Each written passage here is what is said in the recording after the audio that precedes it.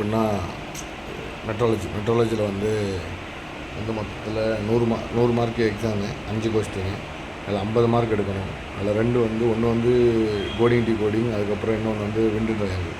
இதில் நீங்கள் full mark எடுக்கணும். மோஸ்ட்லி எடுத்தோம்னா ஒரு வேளை எடுத்தால் 40 மார்க்கு, அதுக்கப்புறம் 10 மார்க் இருந்தால் நம்ம பாஸு. அதாவது 3 கொஸ்டின் 60 மார்க் இருக்குது. 60 மார்க்கில் 10 மார்க் எடுத்தால் பாஸு. அதனால் ஏதாவது ஒரு 10 தேரி கொஸ்டினை படித்து வச்சா 2-3 தேரி எழுதணும்னா கன்ஃபார்ம் பாஸ்.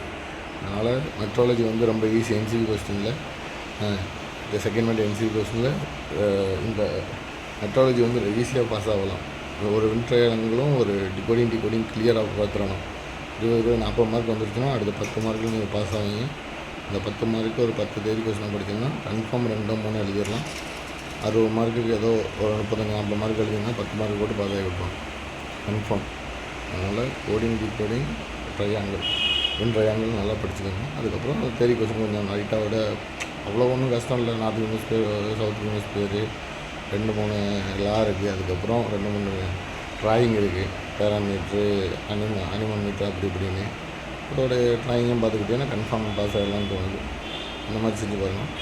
கன்ஃபார்ம் பாஸ் ஆகலாம். அந்த மாதிரி செய்யுங்க. ஓகே.